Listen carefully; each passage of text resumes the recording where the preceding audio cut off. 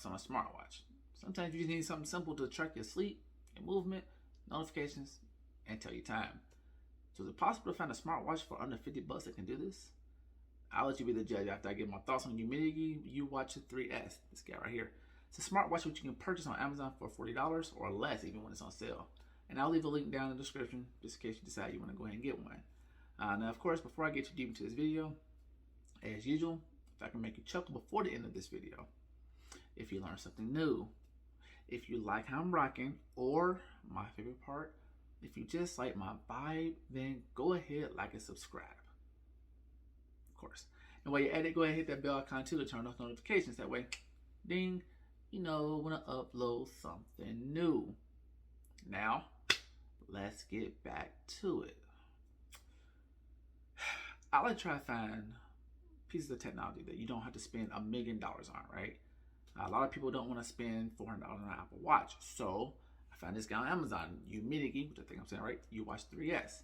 It's nothing too special. It's a 240 by 240 pixel, 1.3 inch square LCD. And I stress square because it's in a round housing. And I feel like that's kind of deceptive because it seems like it's a fully round screen. But this price point, that isn't too surprising. It is made of an aluminum alloy, which gives it a nice lightweight construction. The body's 44 millimeters in diameter and 12.9 millimeters thick. The wrist strap is a standard 22 millimeter, which means you can easily replace it because the band that comes in the box, it's not terrible, but it's not great. But at least it doesn't rub the skin off my wrist, so that's a plus. According to the specs, it has a 7 to 10 day battery life with a standby battery life of 40 days. Honestly, I never really made it to 7 days. I always kind of fell short at about 4 or 5. It could be that I have a bad unit, but again, I've never gotten the full 7 days out of it. But once it dies, you can charge it up to full again in 2.5 hours, so not too bad. It also has 14 different sport modes. These include walking, running, cycling, badminton, basketball, and more. Oddly, there's not a swim mode, considering this has 5 atmospherics or ATMs of waterproofing. Alright, so the point of a smartwatch is to keep you connected to your phone when you can't pull it out, right? Most smartwatches also monitor your health, such as sleep tracking, your SpO2, heart rate, and more. The good thing is, this UWatch 3S, which is what I'm calling it, does all these things. The watch has a part of the app called Da Fit, which to me sounds like a rap album, and I really love it. Regardless, the app is available for iOS and Android, and there are 3 tabs at the bottom of the app, which lets you tweak different things. The first tab shows you all of the health-related metrics such as steps, sleep monitoring, heart rate, SpO2 measurements, etc. The second tab is where you can connect and disconnect devices. Umidity makes other smart devices, which use this app as well. Da Fit, I love it. On the second tab, you can customize things like your watch's screen, which apps receive notifications, alarms, update your device, and more. The third tab is where you can tweak your profile a little bit, set your step objectives, check your health, contact support, and more and more. It's a pretty straightforward app. Nothing too fancy, nothing too fancy. Now, in my time using it, 2 different things surprised me. Firstly, when I was wearing it, I routinely forgot I was wearing it. I know it's confusing. It was comfortable to wear for extended periods of times. It is even comfortable enough for me to sleep in so I can monitor my sleeping habits. And I like to toss and turn, so I never really noticed it while sleeping. I mentioned before in my older videos that I have trash sleeping habits. That could be because I am in front of a computer screen all day between my 9 to 5 and making YouTube videos. Second thing I've noticed was I didn't really miss it when I wasn't wearing it. I know that sounds weird, and it could probably be chalked up just to me as the wearer. However, when I do not have on my Apple Watch or my Galaxy Watch 4 on my wrist, I immediately notice it. I feel almost incomplete, which is a bad thing because that makes me sound like an android. Which would be cool if I was one. But with Umidity Watch, I forgot to put it on, and I didn't really care. I don't like the square screen fitting around housing. Again, it feels deceptive. It's absolutely horrible to look at to me, which makes me not want to really wear it at times. And yes, I know that's shallow, but hey, it is what it is. I will say that the screen is pretty responsive though. When I swipe left or right on the home screen, it works pretty well. Speaking of that home screen, it has 3 watch faces you can use to customize it via the Da Fit app. I love that. 2 are stock, and the third one you can edit by adding a picture to it or changing the position of the time, etc., etc. There is a link in the app that lets you discover more dials, but there are none. Seriously, when I click on the link, nothing pops up.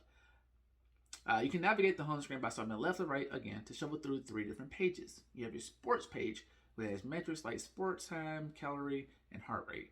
Then the next page is step, which has the same things.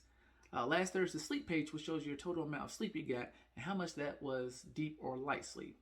If you swipe down, you get a control center style pull down, which has toggles for brightness, vibration, stopwatch, weather, which look the same, and settings for other, which is what the watch says. If you swipe up, you're greeted with your app drawer, which houses apps such as Training, HR, SPO2, Compass, Message, Weather, Shutter, Player, and more. And one thing that really gets to me is the one capacitive button on the front, which is barely visible. That's how you get home.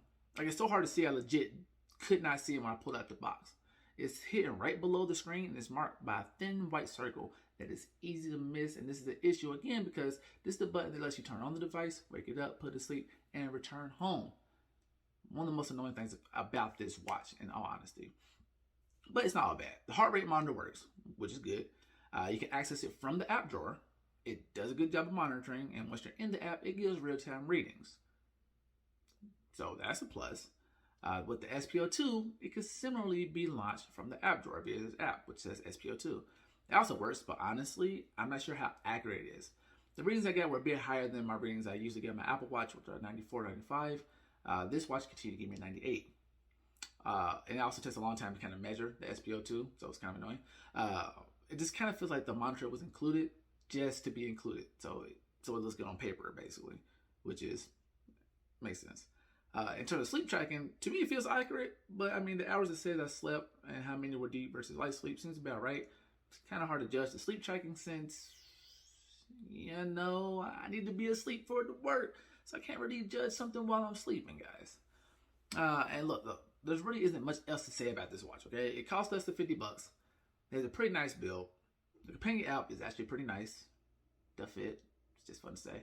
However, the software is lacking. The screen is a tiny square instead of being a full round circle, and it's not the best quality either. However, it does receive notifications, which is good even though it only stores the 3 most recent ones, and you can't respond to messages. It tracks sleep, heart rate, and your oxygen levels, all with varying degrees of accuracy. Beggars can't be choosers. And did I mention that it costs less than $50? Look, to be honest, this watch would be good for extremely non-techie users who do not want to spend hundreds of dollars. I have an aunt who would honestly probably love this watch as an activity tracker. But with that in mind, that's about it. I mean, it isn't terrible. It has a target audience, and it sticks with that audience. I just happen to not be a part of that audience. So, for me, it's a hard no, okay? For you, the answer could be different. I'm just a normal consumer who is sharing his thoughts, all right? I like to ramble on and tell people what I feel about things. Hey. But that does bring us to the end of this video. If you enjoyed this video, learn something new, if I made you chuckle, or if you just like my vibe. Of course, I'm going to say next, then go ahead, like and subscribe.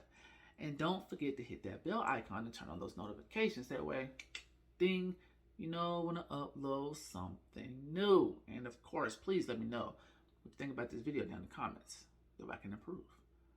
As usual, this has been Normal Consumer. I'll catch you guys in the next one.